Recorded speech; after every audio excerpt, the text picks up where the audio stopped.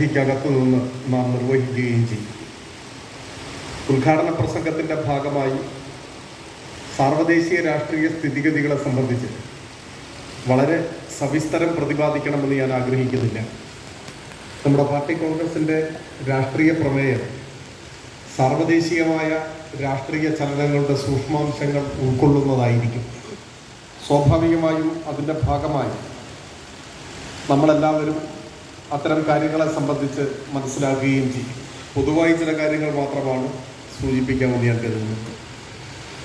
നമുക്കറിയാം, 3 പതിറ്റാണ്ട് മുൻപ് കിഴക്കൻ യൂറോപ്പിലും വിശിഷ്യ സോവിയറ്റ് യൂണിയനിലും തിരിച്ചടിയേറ്റ ആ കാലം, അതിനുശേഷം ഒരു ഏകധ്രുവ ലോകം സൃഷ്ടിക്കുന്നതിന് വേണ്ടിയുള്ള പരിശ്രമമാണ് അമേരിക്കയുടെ നേതൃത്വത്തിൽ നടന്നുകൊണ്ടേയിരിക്കുന്നത്. സ്വാഭാവികമായും അമേരിക്കൻ സമ്പദ്ഘടന കേന്ദ്രീകരിച്ചിട്ടുള്ളത് ആയുധ വ്യാപാരത്തിലാണ് എന്ന വിവരം നമുക്കറിയാവുന്നതാണ്. അമേരിക്കൻ ദേശീയ വരുമാനത്തിൻ്റെ ഏകദേശം 39% ആയുധ കച്ചവടത്തിൽ നിന്നും ആർജിക്കുന്നതാണ്. സ്വാഭാവികമായും അത്തരത്തിലൊരു സമ്പദ്ഘടന നിലനിൽക്കുന്ന രാജ്യത്ത് മുൻപോട്ട് പോകണമെങ്കിൽ ലോകമെമ്പാടും സംഘർഷങ്ങൾ ഉണ്ടാകണം. അപ്പോൾ മാത്രമാണ് ആയുധ വ്യവസായം ശക്തിപ്പെടുക എന്നത് ഒരടിസ്ഥാന കാര്യമാണ്. ഇന്ന് ലോകസമാധാനത്തിന് ഭീഷണി ഉയർത്തിക്കൊണ്ട് ഏറെയായി തുടരുന്ന 2 യുദ്ധങ്ങൾ, പൂർണ്ണമായ അർത്ഥത്തിൽ യുദ്ധമെന്ന് പറയാവുന്നതല്ലെങ്കിലും വൻതോതിൽ മനുഷ്യർ കൊല്ലപ്പെടുകയും ഭൂപ്രദേശങ്ങൾ പിടിച്ചടക്കപ്പെടുകയും ചെയ്യുന്ന അനുഭവമാണ് പലസ്തീനിൽ, ഗസയിലെല്ലാം ഉണ്ടാകുന്നത്. അതോടൊപ്പം ഉക്രൈൻ റഷ്യ യുദ്ധമെന്ന് പൊതുവെ മാധ്യമങ്ങൾ വിലയിരുത്തുമെങ്കിലും യഥാർത്ഥത്തിൽ അമേരിക്കൻ നിയന്ത്രിത നാറ്റോ റഷ്യയുമായി ഉക്രൈൻ്റെ മണ്ണിൽ വെച്ച് നടക്കുന്ന യുദ്ധമാണ്. ഈ 2 യുദ്ധത്തിലും മുൻപോട്ട് യുദ്ധം പോകുന്നത്, സമാധാനം സ്ഥാപിക്കുന്നതിന് വിഘാതമായി നിൽക്കുന്നത് അമേരിക്കയുടെ സാമ്രാജ്യത്വ താല്പര്യമാണ് എന്നതാണ് വസ്തുത. റഷ്യയുടെ സുരക്ഷ നാറ്റോ നടപടികളെ തുടർന്ന് അപകടത്തിലാവുന്ന ഘട്ടത്തിലാണ് റഷ്യൻ യുദ്ധം ഉണ്ടാവുന്നത്.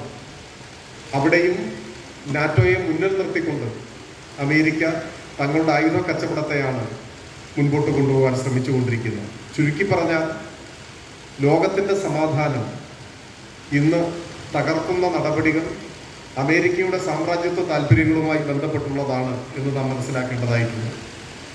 ലോകത്തിലെ സോഷ്യലിസ്റ്റ് രാജ്യങ്ങളെ സംബന്ധിച്ചിടത്തോളം സോവിയറ്റ് യൂണിയൻ്റെയും കിഴക്കൻ യൂറോപ്പിൻ്റെയും തകർച്ചയെ തുടർന്ന് സോഷ്യലിസത്തിനും കമ്മ്യൂണിസത്തിനും ഇനി ഭാവിയില്ല എന്ന് മുതലാളിത്ത വൈതാളികന്മാർ വിലയിരുത്തിയ ആ ഘട്ടം നമ്മുടെ എല്ലാം മനസ്സിലുള്ളതാണ്.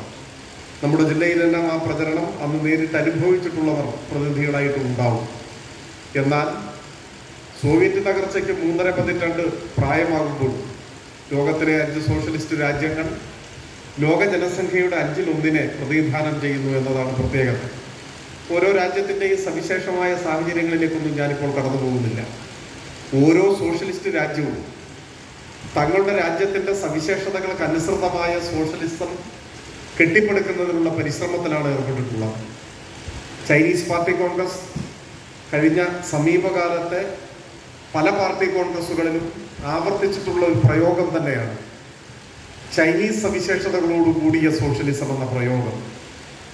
ആ ഘട്ടത്തിലെല്ലാം ചൈനീസ് പാർട്ടി കോൺഗ്രസ് ചൈനയിലെ സാഹചര്യങ്ങളെ സംബന്ധിച്ച് വിലയിരുത്തിക്കൊണ്ട് പ്രഖ്യാപിച്ചിരുന്നത് സോഷ്യലിസത്തിലേക്കുള്ള യാത്രയിൽ തങ്ങളുടെ ആദ്യ പടി അതിദാരിദ്ര്യം നിർമ്മാർജ്ജനം ചെയ്യലും നാട്ടിൻപുറവും നഗരവും തമ്മിലുള്ള അന്തരം ഇല്ലാതാക്കലുമാണ് എന്നതാണ്.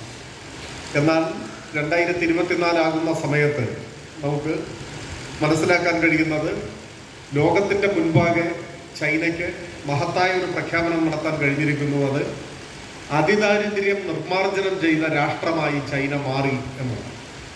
സോഷ്യലിസ്റ്റ് ലക്ഷ്യത്തിലേക്കുള്ള യാത്രക്കിടയിലെ സുപ്രധാനമായ ഒരു നാഴികക്കല്ലായാണ് ലോകം അതിനെ വിലയിരുത്തുന്നത്. ഈ കൊല്ലം ഏറ്റവും ഒടുവിലായി ആഗോള വിശപ്പ് സൂചിക അപ്ഡേറ്റ് ചെയ്തത് സംബന്ധിച്ചുള്ള വിശദാംശങ്ങൾ പരിശോധിച്ചാൽ നമുക്ക് മനസ്സിലാക്കാൻ പറ്റും. ലോകത്തിൽ ഇപ്പോഴും പട്ടിണി ഗൗരവതരമായി നിലനിൽക്കുന്ന രാജ്യങ്ങളുടെ 125ഓളം രാജ്യങ്ങളുടെ പട്ടികയിൽ നമുക്ക് ചൈന എന്നൊരു രാജ്യത്തെ കാണാൻ കഴിയില്ല. ഐക്യരാഷ്ട്രസഭയുടെ നേതൃത്വത്തിൽ തയ്യാറാക്കിയ പട്ടികയാണ്. അപ്പോൾ അതിദാരിദ്ര്യം ഇല്ലാതാക്കുക എന്ന സുപ്രധാനമായ ഒരു ലക്ഷ്യം ആർജിക്കാൻ കഴിഞ്ഞ ആവേശകരമായ ഒരു അനുഭവം ലോകത്തിൻ്റെ മുൻപാകെ ചൈന മുൻപോട്ട് വെക്കുന്നുണ്ട്. അതോടൊപ്പം തന്നെ ലോകമാകെ ജനാധിപത്യ ക്രമം രൂപപ്പെടുത്തുന്നതിനുള്ള സംഭാവനകളും അർപ്പിക്കാൻ കഴിയുന്ന നിലയിലേക്ക് ചൈനീസ് ഇടപെടലുകൾ വളരുന്നുണ്ട് എന്നാണ് നാം കാണുന്നത്. ഇറാനും സൗദി അറേബ്യയും തമ്മിൽ കാലങ്ങളായി നിലനിന്നിരുന്ന വൈരം ഒരു പരിധിവരെയെങ്കിലും കുറയ്ക്കാൻ ചൈനയുടെ നടപടികളെ തുടർന്ന് സാധിച്ചിട്ടുണ്ട് എന്നതും ഈ കാലഘട്ടത്തിൽ നമുക്ക് പ്രത്യേകമായി കാണാൻ കഴിയുന്ന ഒന്നാണ്. ഞാൻ മറ്റ് സർവ്വദേശീയ രംഗത്തെ രാഷ്ട്രീയ സ്ഥിതിഗതികളെക്കുറിച്ച് അതിൻ്റെ വിശദാംശങ്ങളിലേക്ക് കടന്നു പോകണം എന്ന് കരുതുന്നില്ല.